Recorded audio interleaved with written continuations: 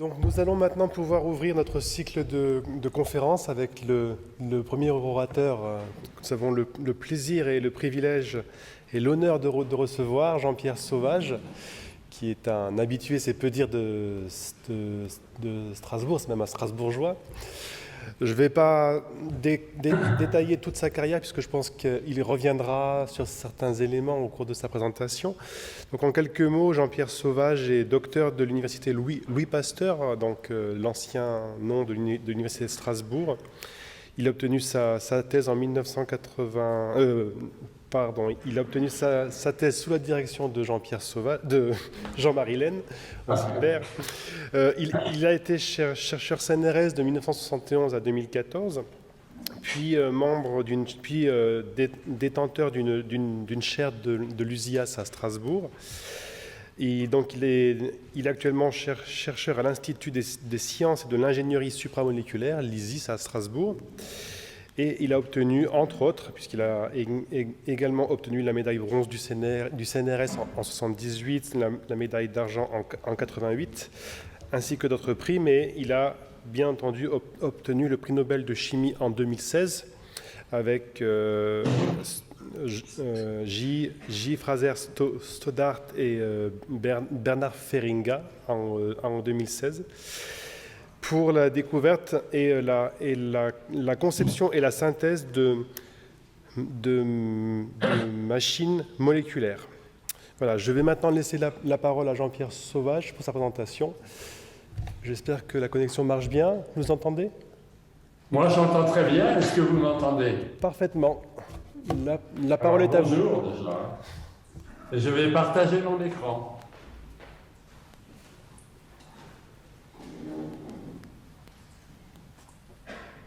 Voilà, est-ce que ça marche ?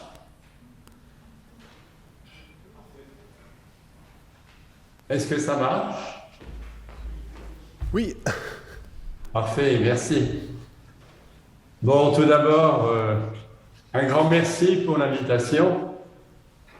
C'est toujours un plaisir de parler à Strasbourg, bien sûr. Et désolé de ne pas être parmi vous, mais enfin, c'est des raisons familiales, disons, qui m'ont poussé à ne pas être en France. On va essayer de se débrouiller quand même.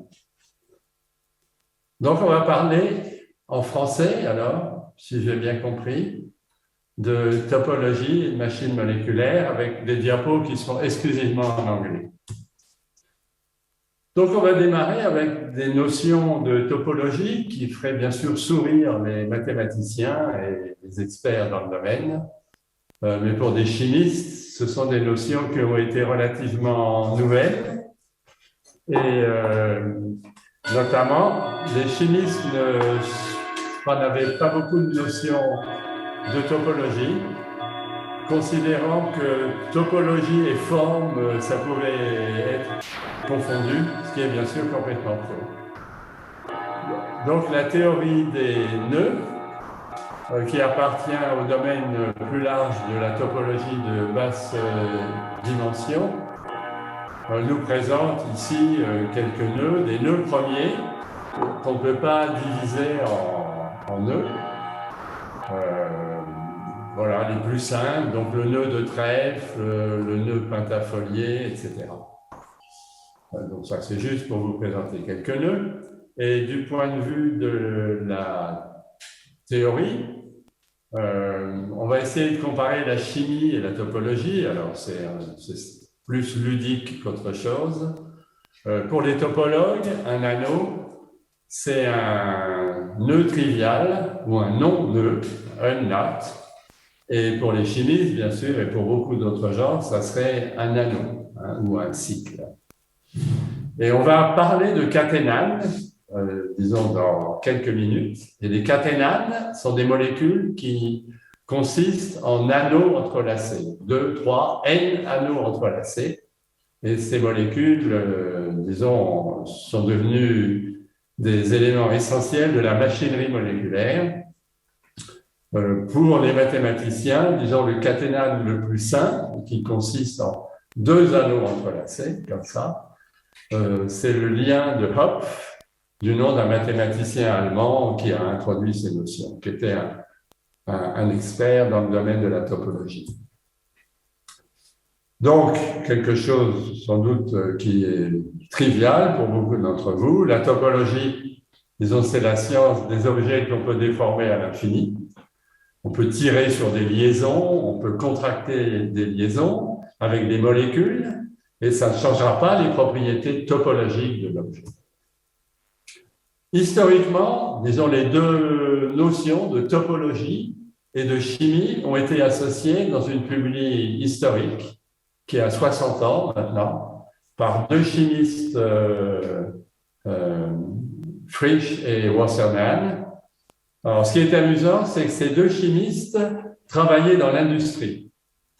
Et ça montre que Bell Telephone Laboratories, à l'époque, n'hésitait pas à financer de manière très généreuse des recherches totalement fondamentales, a priori, disons très déconnectées de l'application, dans ces laboratoires. Donc, c'était deux grands chercheurs, et Ed Wassermann, que j'ai rencontré 2 ou 3 fois, était un grand chimiste, mais également passionné de topologie. Alors, on peut remarquer qu'ici, on a un anneau. Donc, cet anneau, on peut le dessiner dans un plan.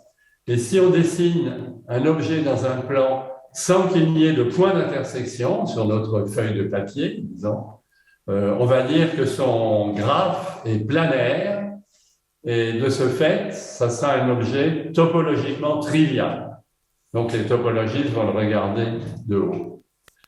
Et de l'autre côté, à droite, si je prends peut-être exactement la même séquence d'anneaux et de liaisons, je vais pouvoir disposer cet anneau d'une autre manière et obtenir quelque chose qui est non trivial du point de vue topologique, puisque le graphe moléculaire d'un nœud, et notamment de ce nœud de trèfle, ici, est non planaire. Je ne peux pas dessiner cet objet sans avoir 3 points d'intersection, ou plus encore si je le dessine mal.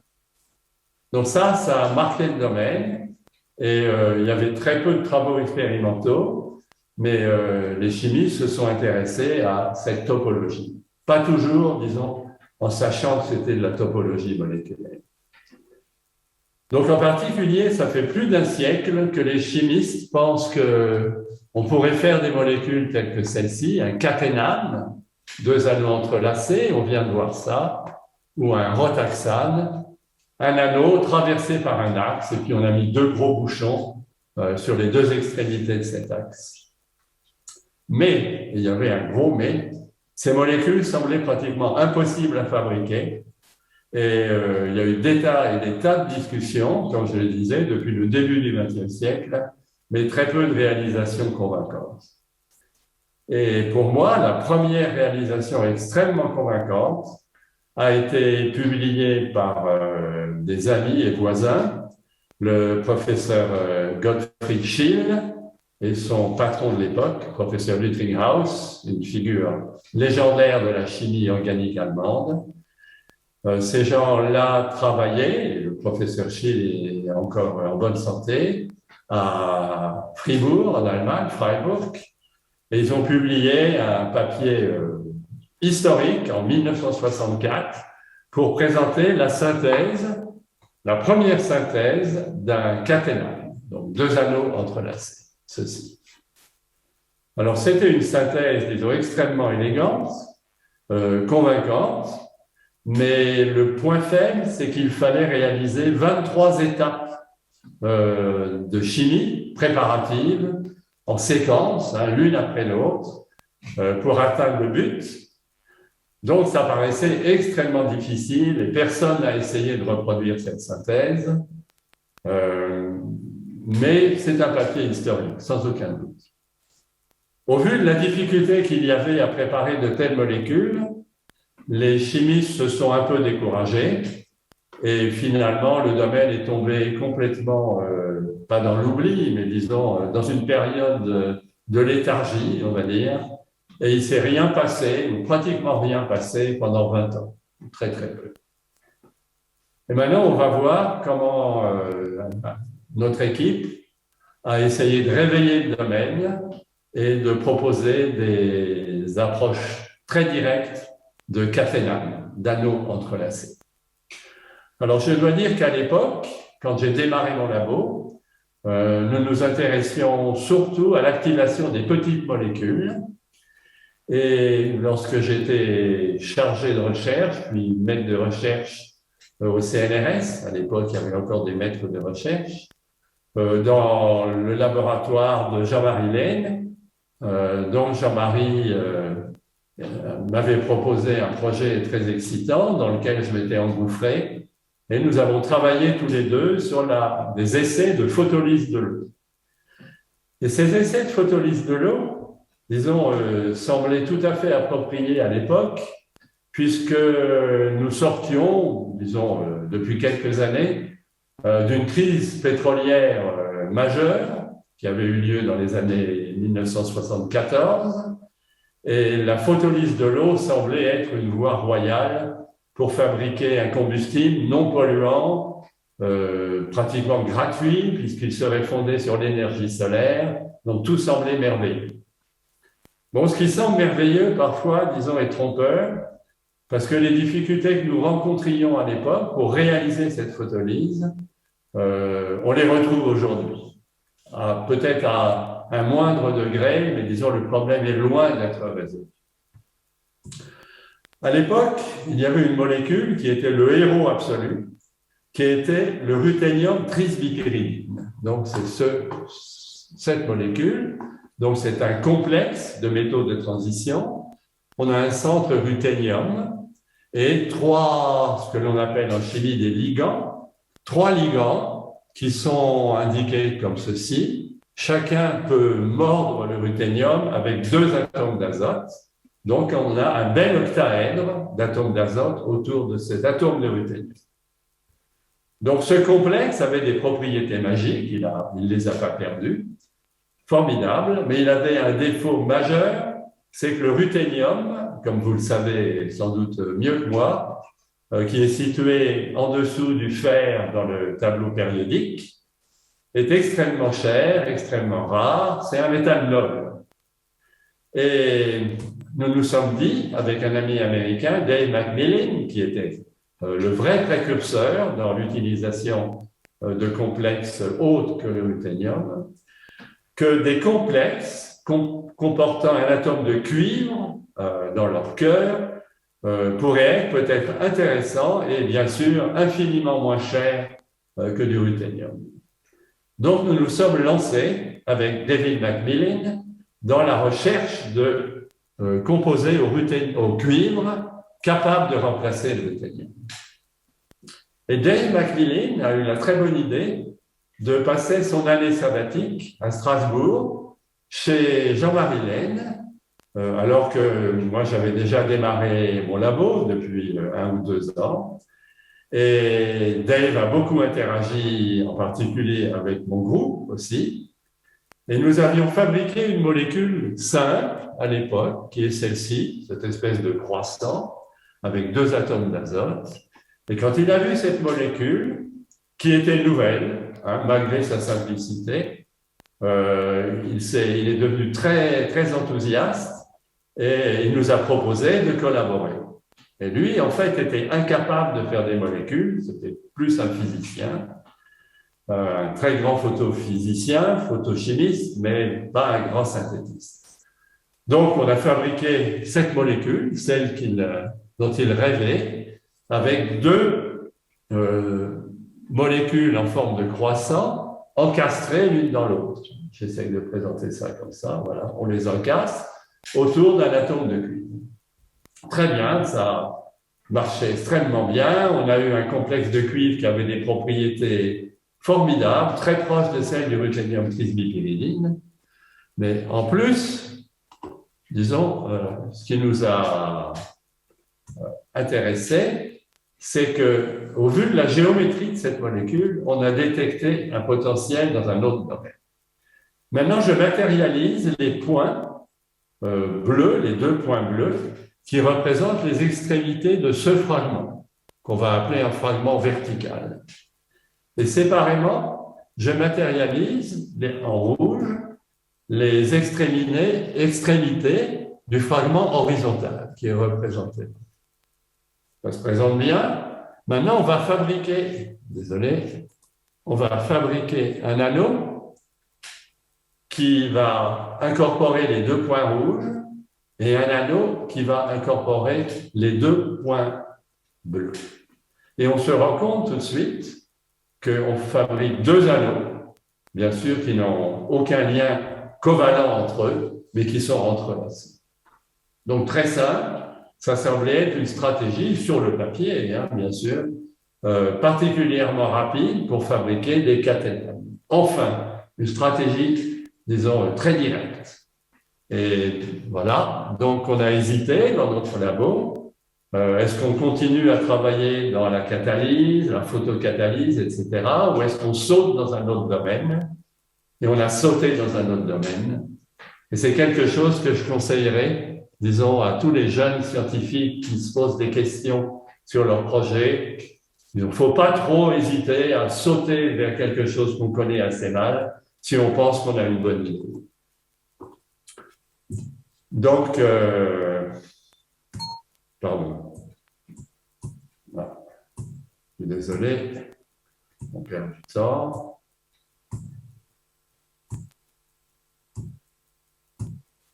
Voilà. Donc, on se lance dans cette synthèse et grâce au talent exceptionnel de Christian Dietrich Buchecker, qui était une amie et qui est venue rejoindre mon labo très tôt, on a fabriqué ces caténanes en quelques mois, alors que les gens pensaient qu'il faudrait des années et des années.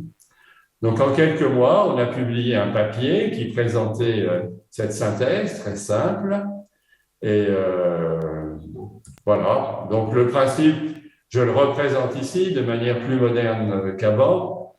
C'est une petite vidéo préparée par un ancien étudiant. Donc on va partir de cette molécule en haut à droite, et à partir de cette molécule, on va faire réagir du cuivre 1+. On forme ce composé à coordinat ou ligand encastrés l'un dans l'autre. Et ensuite, très simple, on cyclise et on a notre caténane. Donc, ça a changé la scène, disons, la situation des caténanes pour les chimistes. Tout d'un coup, ces molécules devenaient des molécules accessibles, voire très accessibles. Et on pouvait, dans notre cas, retirer l'atome de cuivre, remettre l'atome de cuivre, tout ça était parfaitement propre, quantitatif, et on a pu obtenir des structures au rayon X de ces systèmes. Donc, je vous laisse regarder ça. Lorsqu'on a un atome de cuivre, c'est très compact, et lorsqu'on retire l'atome de cuivre, disons, c'est beaucoup plus ouvert, les deux anneaux peuvent bouger l'un dans l'autre, donc tout se présente très bien. Alors, je voudrais ensuite rendre hommage aux jeunes, et notamment à tous ceux qui ont déjà les vrais pionniers, que sont Wasserman et ses collaborateurs, donc qui ont plus été des théoriciens rapprochant les deux domaines, topologie et chimie, l'un de l'autre, à Schill, qui a été le père ou le grand-père de cette chimie, notre équipe, et ensuite les gens qui ont suivi, Fraser Stoddart, qui a fait avec son groupe un travail formidable en utilisant des approches purement organiques, puis tous ceux qui sont sur cette diapositive. Bon, on n'a pas le temps de rentrer dans les détails, et on considère, ou moi je considère qu'à partir du milieu des années 90, le domaine était lancé et qu'ensuite, disons, ça a un petit peu explosé ou dérapé, et très nombreux laboratoires se sont intéressés à cette chimie. Alors, juste pour vous dire que nous ne sommes pas cantonnés à fabriquer un caténane, mais nous avons également essayé de fabriquer des topologies moléculaires plus complexes.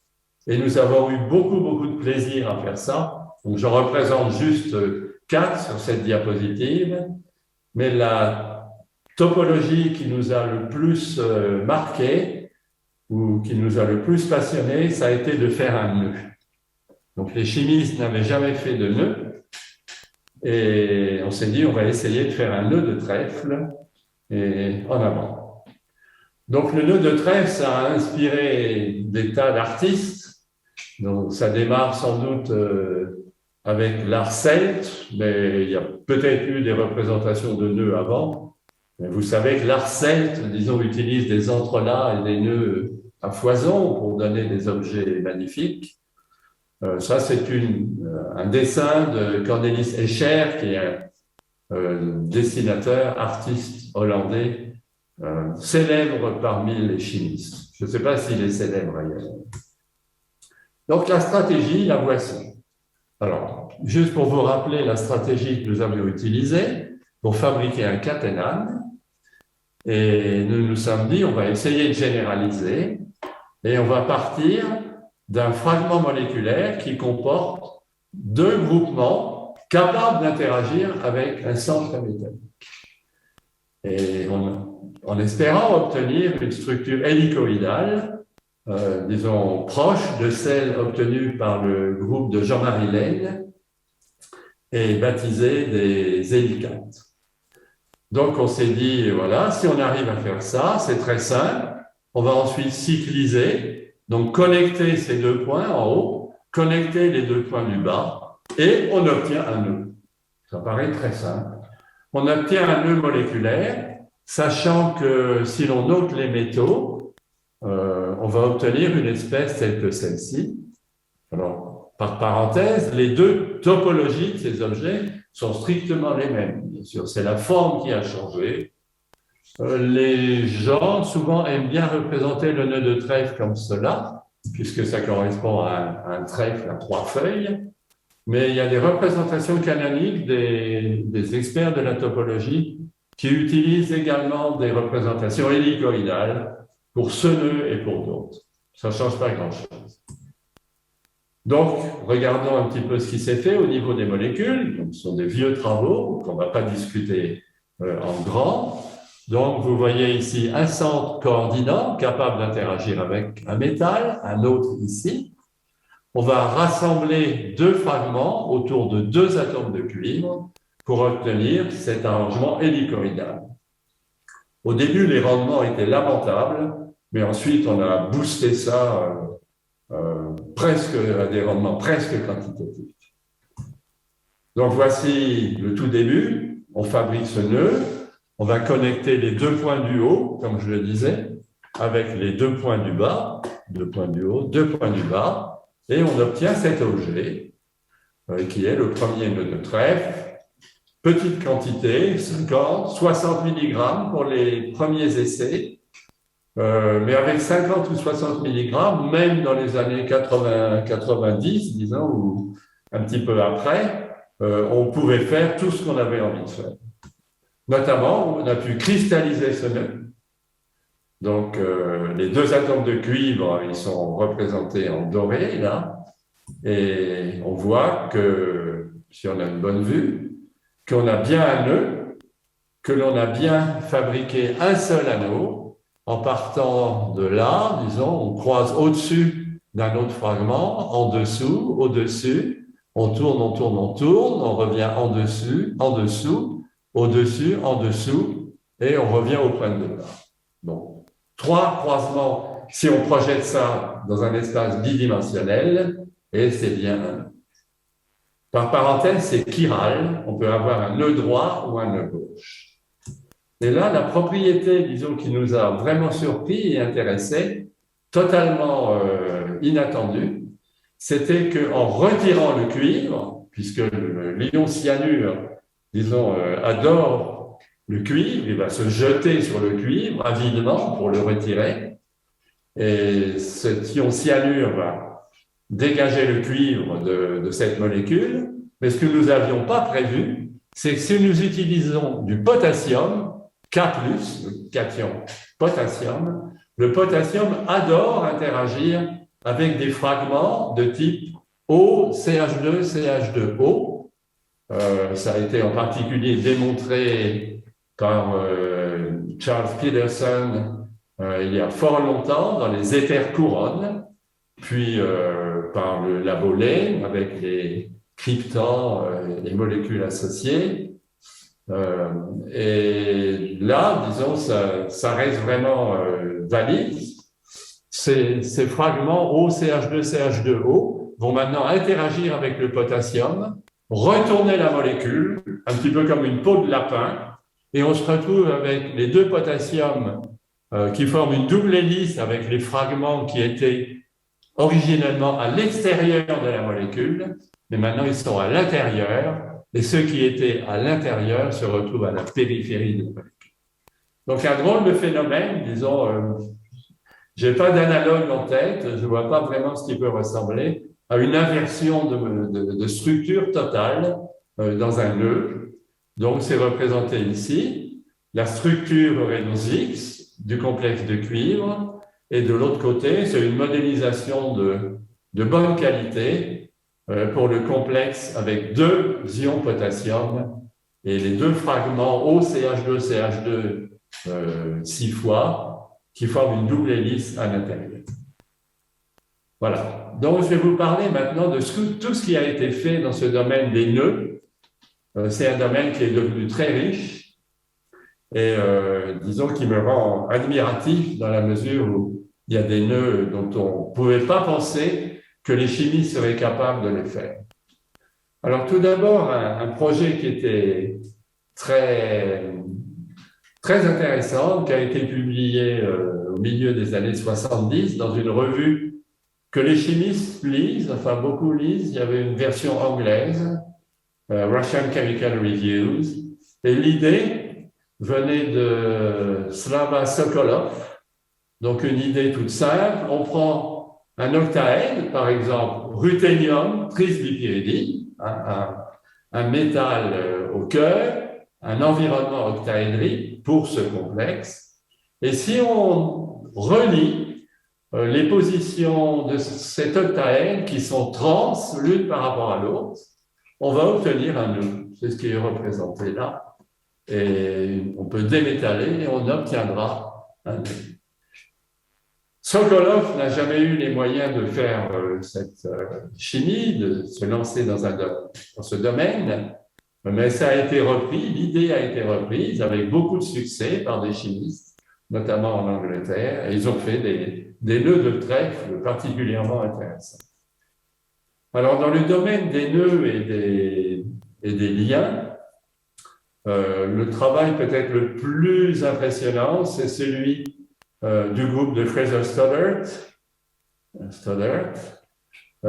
qui a réussi à faire les anneaux des boromées. Alors, les anneaux des boromées, c'est quelque chose de magique, de merveilleux. La famille des boromées, c'est une grande famille italienne. Et si vous avez entendu parler des îles Borromées, qui sont sur les lacs majeurs, sachez qu'à vol d'oiseau, en ce moment, je suis à moins de 5 km. Donc, les anneaux des Borromées ont été réalisés par, disons, une équipe qui a été d'une imaginativité ou d'une créativité fantastique.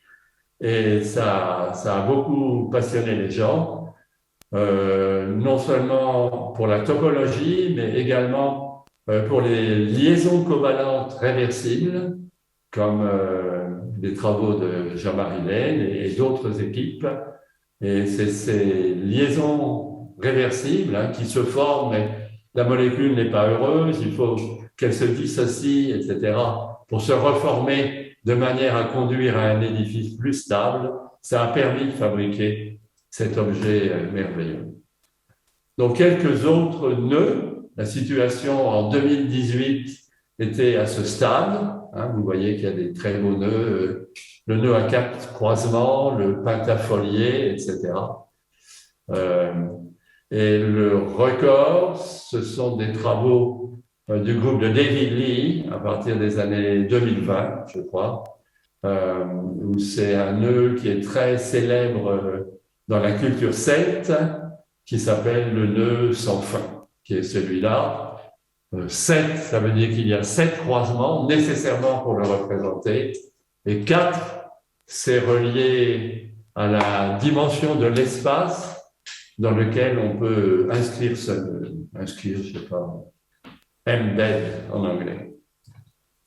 Voilà, on va maintenant parler un petit peu de caténane, de nœuds et de ce que l'on va trouver en biologie.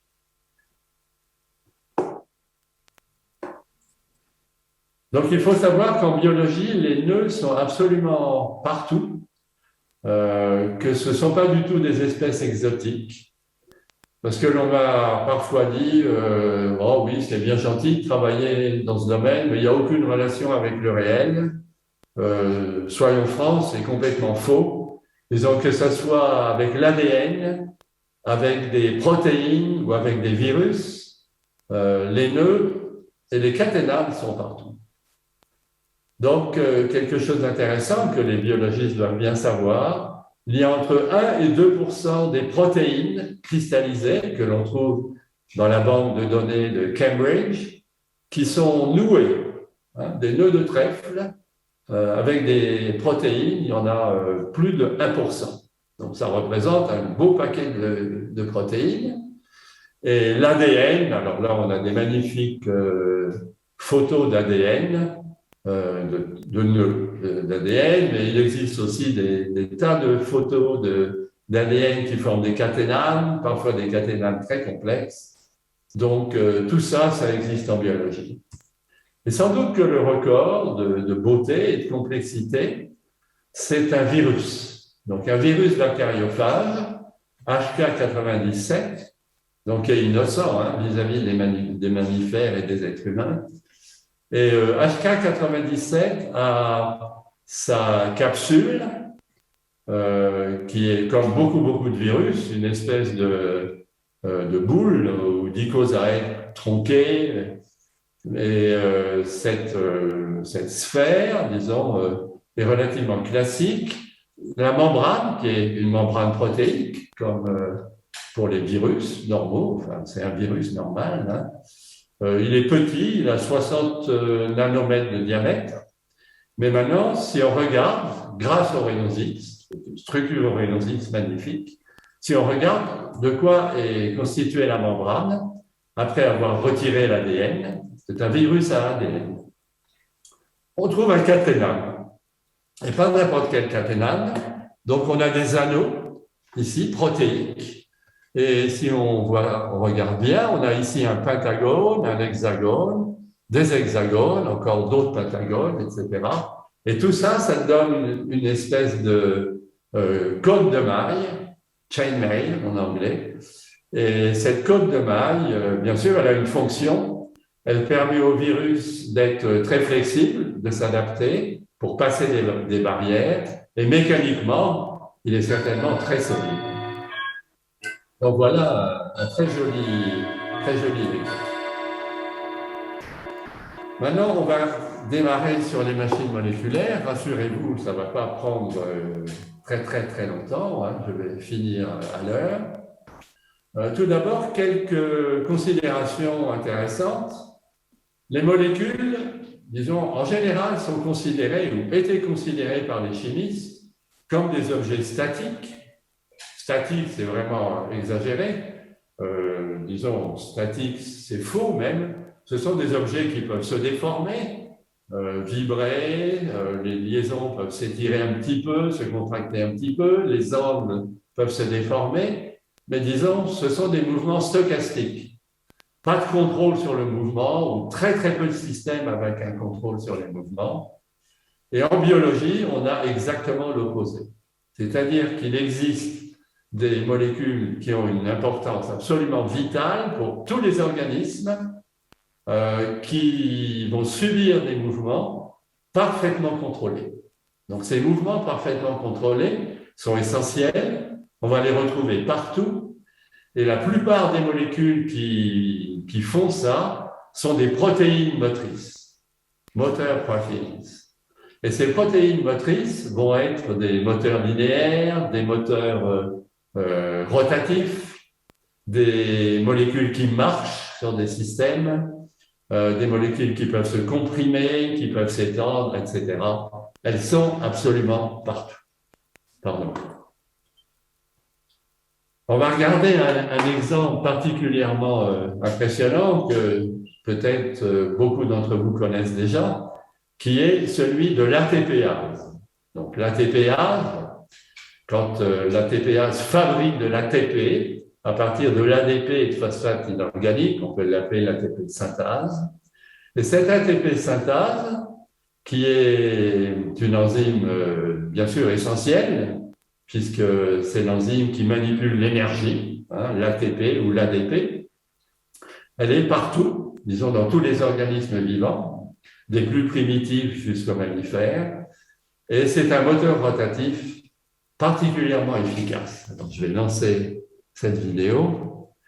Donc, c'est une vidéo qu'on trouve sur le net, et on voit arriver l'ADP et le phosphate inorganique qui vont s'insérer dans des crevasses ou des cavités d'un gros cluster de protéines, ici à 6 protéines. Et ensuite, ADP et phosphate inorganique vont être forcés à réagir l'un avec l'autre pour fournir de l'ATP. Et cet ATP, en violet, va être éjecté du système.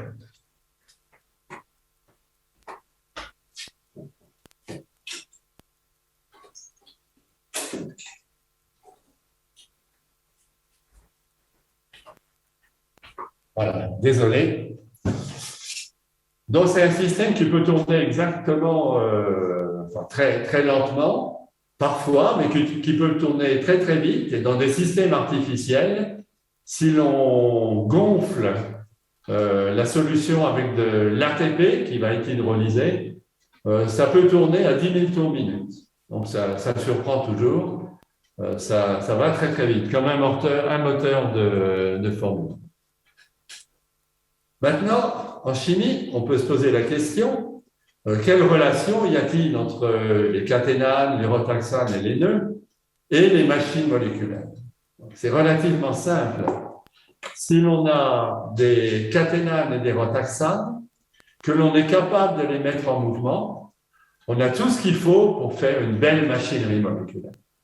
Donc, en haut, on voit très bien que ça peut être considéré comme un moteur rotatif avec, on va dire, un piston qui se déplace dans un cylindre, avec l'anneau qui va aller de la position gauche sur l'axe vers la position droite, comme ce qu'il fait maintenant, et d'autres systèmes qui peuvent se rapprocher de moteurs rotatifs avec un rotaxane à gauche, un caténane à droite. Maintenant, je vais vous parler du premier système que l'on a fabriqué à Strasbourg, dans notre labo, sur un caténane dont l'un des anneaux est capable de subir un mouvement de pirouette à l'intérieur d'un autre anneau. Donc, il faut savoir que les moteurs rotatifs sont très, très difficiles à fabriquer du fait qu'il faut contrôler la directionnalité du mouvement. Et les gens des caténanes et des rotaxanes sont pas très bons pour ça. Il y a eu des exemples, mais c'est pas vraiment emballant. Donc, soyons moins ambitieux, fabriquons un système qui peut subir un mouvement de pirouette. C'est un travail qui est déjà ancien, mais ça représente un principe très général utilisé par nous et par beaucoup d'autres labos encore aujourd'hui, largement. Donc, on va partir d'une molécule telle que celle-ci qui comporte un atome de cuivre. Au début, on a un atome de cuivre 1+, donc c'est ce gros plus.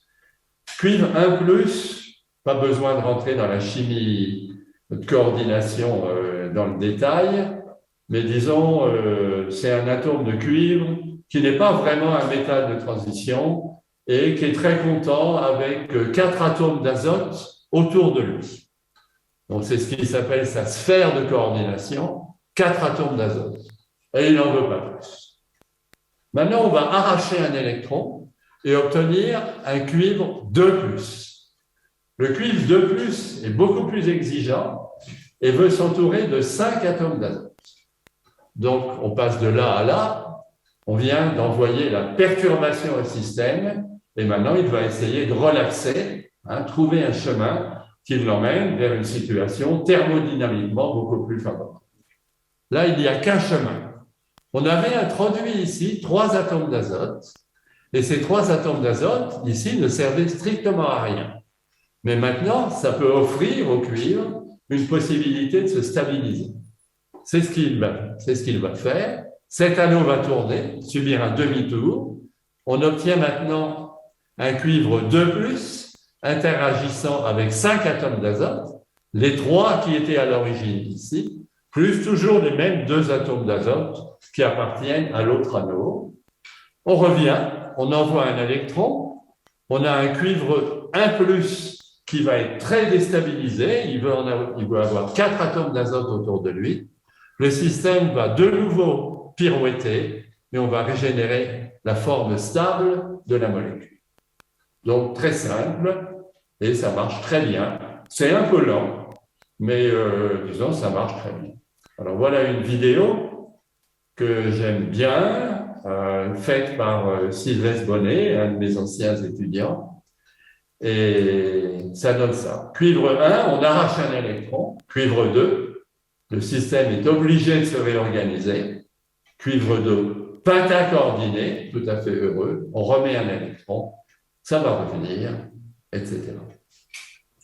Alors, bien sûr, dans mon ordinateur, je peux faire ça pendant des jours, mais avec les molécules aussi. C'est ça la beauté du système, c'est qu'on n'a jamais vu la moindre dégradation dans la mesure où on ne coupe pas de liaison, on ne reforme pas de liaison. Ça marche très très bien. Maintenant, j'aimerais rendre hommage à Ben Feringa, qui a été, avec son labo, le premier à suggérer une synthèse, enfin réaliser une synthèse d'un moteur rotatif avec une direction. Un moteur qui va tourner dans un sens ou tourner dans l'autre. Et le principe est indiqué ici. Ça n'est pas très simple, disons, à voir. Sur leurs dessins originaux, on ne pouvait rien comprendre, pour être franc, mais heureusement, il y a eu des grands chimistes qui ont décidé d'écrire des revues et qui ont redessiné les travaux de Feringa. On a une double liaison carbone-carbone, et une double liaison carbone-carbone, pour peu qu'on l'encombre, donc qu'on mette des gros groupes aux 2 extrémités de la liaison carbone-carbone, elle est très photosensible. Si on envoie de la lumière UV sur cette liaison, elle va s'isomériser. Donc, on aura une isomérisation, ça va faire tourner, si vous voulez, l'un des groupes, ou les 2 groupes, l'un par rapport à l'autre, autour de cette double liaison. On obtient alors une deuxième forme, telle que celle-ci, avec des plans qui représentent ces groupements. Et ensuite, la beauté du système, c'est que le hasard a joué un grand rôle. Les gens, disons, de chez Feringa, à Groningen, dans le nord des Pays-Bas, ont attendu un certain temps. Et quand ils sont revenus, ils ont réalisé que la molécule avait continué à tourner. Il y avait eu un processus thermique, donc ça les a beaucoup intéressés. Donc ceci, c'est un processus thermique, ça continue à tourner. Et ils se sont dit, on va envoyer un deuxième photon et on va voir ce qui se passe. Ils ont envoyé un deuxième photon, ici. Le deuxième photon fait tourner la molécule de la même manière que le premier photon. Ça continue à tourner et ensuite on chauffe un petit peu et on termine. Donc, ces travaux ont complètement ouvert la voie au moteur rotatif et Feringa et son université ont publié sur le web une très belle vidéo. Alors, il y a 4 étapes, si vous voulez essayer de visualiser. Il y a une étape, voilà, un flash photochimique, là on chauffe, un autre flash, on chauffe, et on fait un tour complet avec ces 4 événements. 2 événements qui sont des flashs lumineux et 2 événements qui sont thermiques. Et depuis, bien sûr, ils ont amélioré leur système de manière spectaculaire. Au lieu de tourner en quelques heures, ça tourne en microsecondes Et ils ont fait des tas de choses, des nanocars qui sont très, très célèbres, que le grand public aime beaucoup, et toutes sortes de choses magnifiques. Alors, dans notre labo, nous nous sommes intéressés aussi à des tas de systèmes. Le premier élément, disons, qui nous semblait absolument indispensable, était d'accélérer les réactions. Et dans le premier système que je vous avais présenté, il fallait des secondes à minutes pour que la molécule bouge. Et dans des systèmes, par contre, tels que celui-ci, où un anneau va pirouetter autour d'un axe, où un anneau va même se déplacer le long d'un axe. Hein, on a aussi fait des moteurs linéaires, comme ça. On est aujourd'hui dans le domaine de la micro à millisecondes. Les travaux de Stoddart, de Fraser Stoddart et de Ankel Kiefer ont trait à des navettes moléculaires. Donc, une navette moléculaire, c'est ça, c'est tout simple. Hein. L'anneau va subir un mouvement de navette entre la partie gauche et la partie droite de l'axe qui le traverse. Et les premiers travaux sont très anciens, simultanés à nos travaux d'un caténame qui pirouette.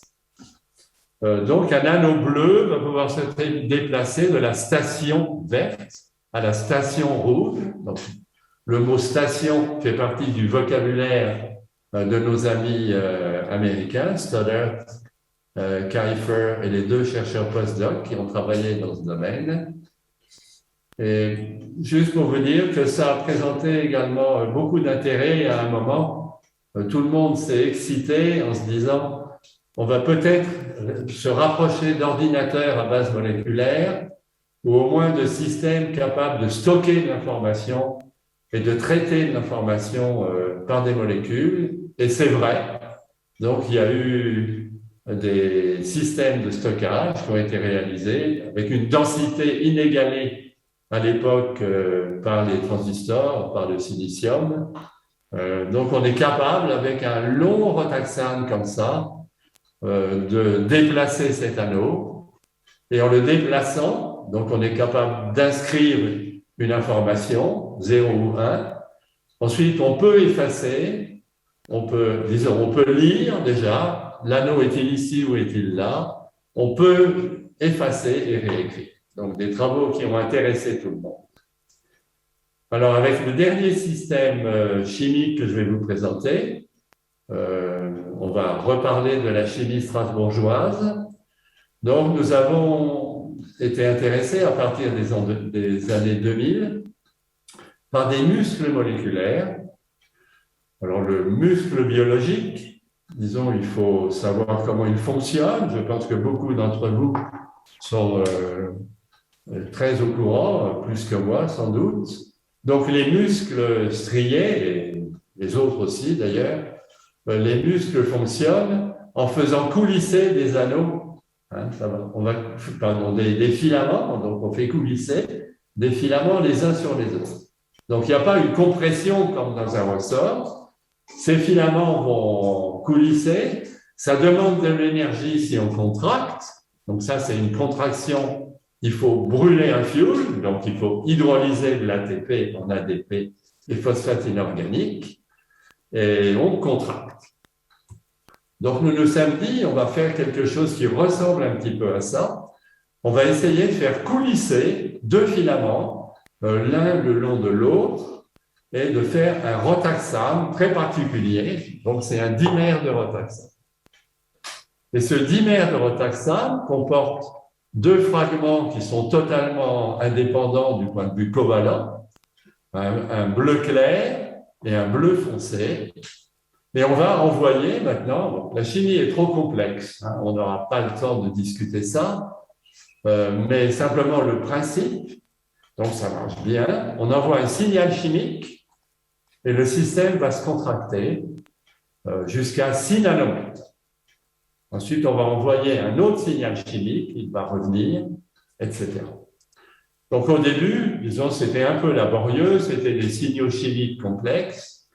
Et ce domaine a intéressé un assez grand nombre de labos.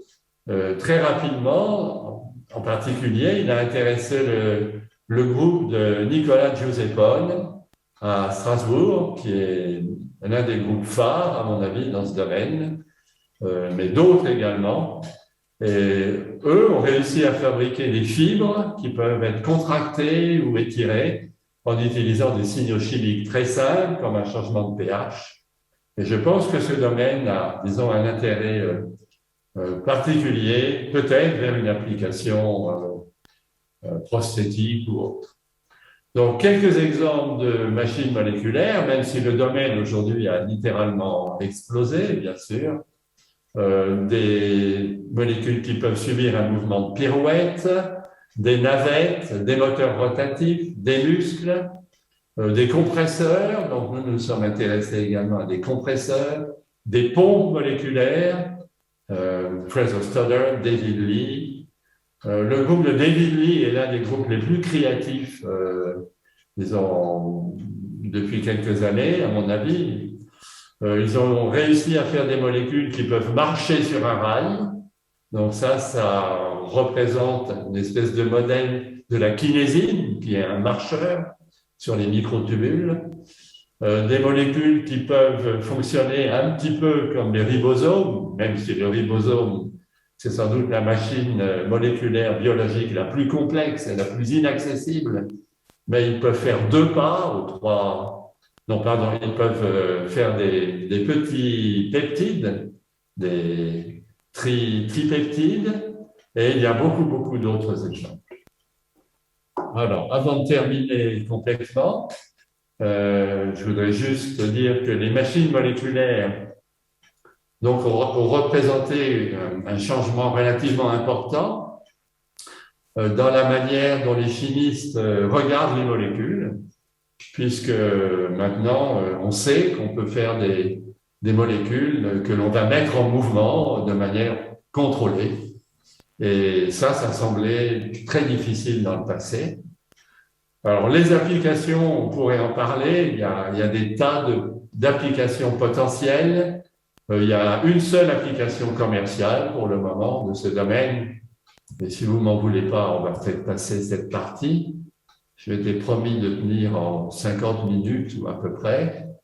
Je voulais terminer en disant que ce dont j'ai parlé aujourd'hui, c'est hautement collectif. Donc, il y a eu beaucoup de chercheurs professionnels, de profs de l'université qui ont travaillé dans notre équipe.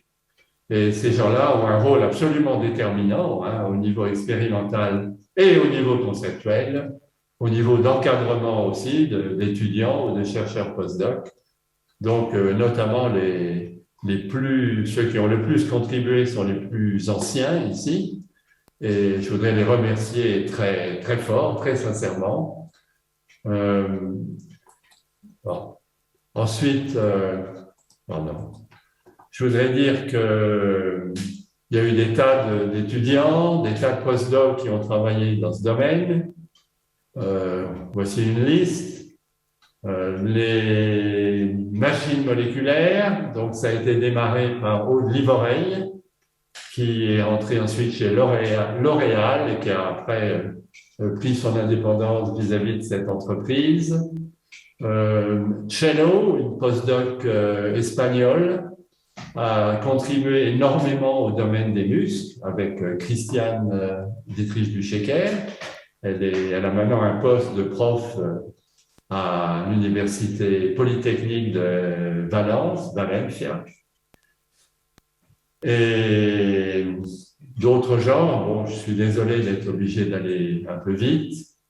Je voudrais terminer en remerciant l'Université de Strasbourg, qui a toujours été très, très généreuse, le CNRS, les communautés européennes qui nous ont beaucoup soutenus, l'ABEX, etc. Lorsque le CNRS m'a suggéré de prendre ma retraite, donc j'ai eu la chance de pouvoir rejoindre ISIS, grâce aux gens d'ISIS, dont bien sûr Jean-Marie, qui était le père fondateur de cet institut et qui était mon ancien boss il y a très très longtemps, et Northwestern University qui m'a invité grâce à Fraser Stoddart, où j'ai passé 3 ans, disons, en commutant, enfin ça c'est de l'anglais, en allant de Evanston à Strasbourg, aller-retour 3-4 fois par an. C'était un moment très, très riche. Les gens qui m'ont formé, Malcolm Green, qui était un organométallicien formidable, qui est décédé il y a quelques années, malheureusement.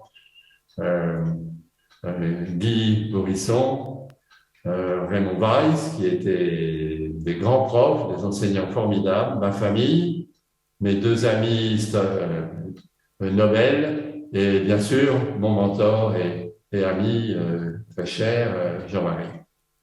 Voilà, j'ai fini. Je vous remercie.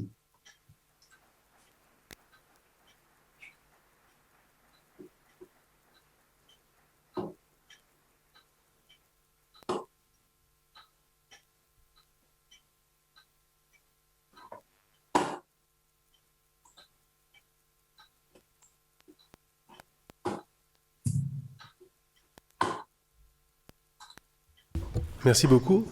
J'ai un petit problème technique sur le micro, s'il vous plaît. Si vous pouvez... Ah voilà, ça y est. Je l'entends très bien. 1, 2, 1, 2. Ok. Merci, c'est bon. Donc nous avons maintenant un temps privilégié pour les questions avec Jean-Pierre Sauvage. Je vais commencer par l'auditorium. Est-ce qu'il y a des questions? Oui, j'arrive tout de suite.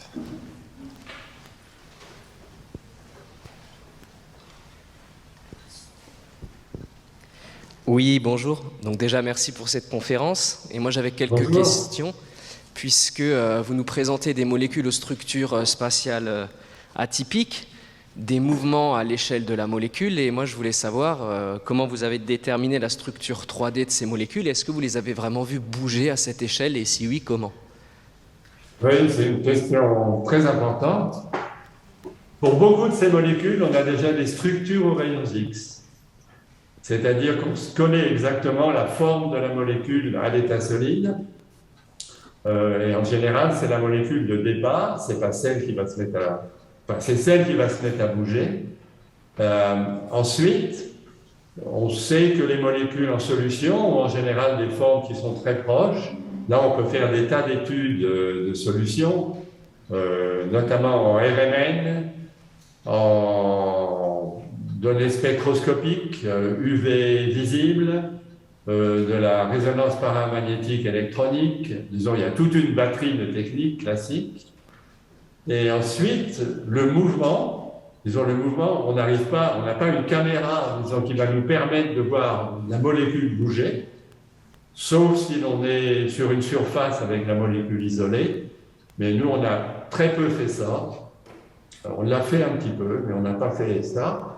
Ce qu'il faut utiliser, ce sont des méthodes indirectes. C'est-à-dire voir la molécule bouger, avoir les 2 formes des molécules, et bien connaître la forme de la molécule qui va être le produit final. Et là encore, la RPE, les analyses électrochimiques, donc les voltampérométries cycliques, les spectres électroniques, nous donnent des informations précises qui nous suffisent pour être tout à fait confiants. Merci beaucoup. Une deuxième question, peut-être? Oui, Stéphane. L'amphi est un peu grand.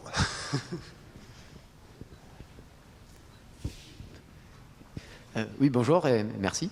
Bonjour. Une question qui est très liée à la question précédente. Si on pousse ça justement, enfin ce que vous avez décrit à l'échelle de la molécule ou du complexe individuel, est-ce qu'on arrive maintenant avec les avancées en photonique et en optique à observer ces mouvements, par exemple avec des méthodes de super résolution ou avoir des signatures indirectes de ce qu'on aimerait voir à l'échelle de la molécule unique? Oui, là encore, c'est une question projet en même temps. Avec les molécules que nous avons faites, pour le moment, il n'y a pas eu beaucoup d'études. Disons, il y a des gens qui font bien sûr des tas de mouvements avec ce qu'ils appellent des moteurs des moteurs rotatifs, par exemple.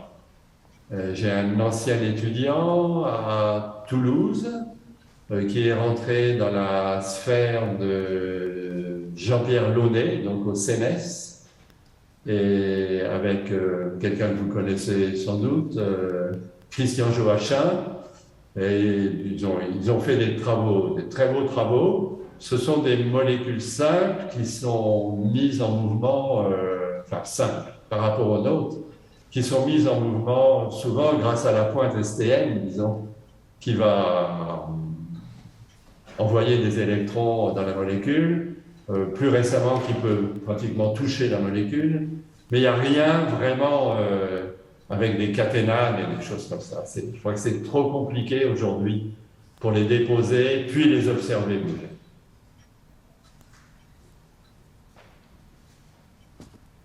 Une autre question peut-être ? Je vais peut-être poser à mon tour. Où en sommes-nous de la capacité de auto-organiser ces moteurs sur une surface ou de les faire bouger de façon collective? Est-ce qu'il y a des travaux dans cette direction et quelles sont les principales difficultés? Avec nos molécules, disons, il n'y a pas eu grand-chose au niveau collectif. Ce qui a été réalisé, c'était de retirer le cuivre du premier caténane qui avait été fait. On peut retirer le cuivre et on obtient une molécule organique. Alors voilà, à notre grande surprise, cette molécule organique, qui est lourde et complexe, on peut la sublimer. Et elle a été déposée sur des surfaces d'argent par des gens de Stuttgart. Et on la voit parfaitement, hein, elle est très, très, très visible en STM. Et ensuite, envoyer disons, en phase gazeuse, enfin, bien sûr c'est sous ultraviolet, mais en phase gazeuse, on peut envoyer un petit peu d'atomes de cuivre et on voit la molécule se réorienter.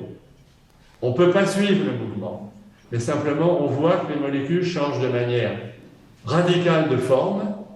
Et d'une molécule qui est complètement dépliée, on revient à une molécule qui est globulaire parce qu'elle a incorporé un atome de cuivre. Avec d'autres systèmes moléculaires, il y a ce que vous suggérez, disons, est en train d'être fait. Ou voir le vrai mouvement sur une surface. Ce sont notamment des travaux de Fraser Stoddart et de son groupe, avec un groupe belge, donc c'est très prometteur. Mais c'est vraiment très récent, c'est en route, on va dire. Merci beaucoup. Nous avons le temps pour une dernière question, éventuellement. Oui, Clément.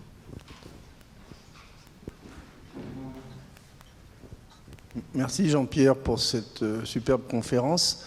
Ma question est la suivante. Est-ce que tu connais des travaux dans lesquels finalement on utilise des building blocks biologiques et que l'on coupe finalement avec cette chimie des caténanes? Et puis la question qui est reliée, c'est sur des systèmes polymériques, oligomériques, jusqu'à quel niveau on peut finalement avoir des répercussions du mouvement de ces systèmes?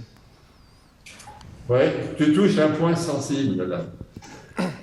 Pour le moment, disons, la plupart des molécules qu'on a faites sont des vraies molécules de chimie. C'est-à-dire que la biologie, la biochimie a été assez ignorée.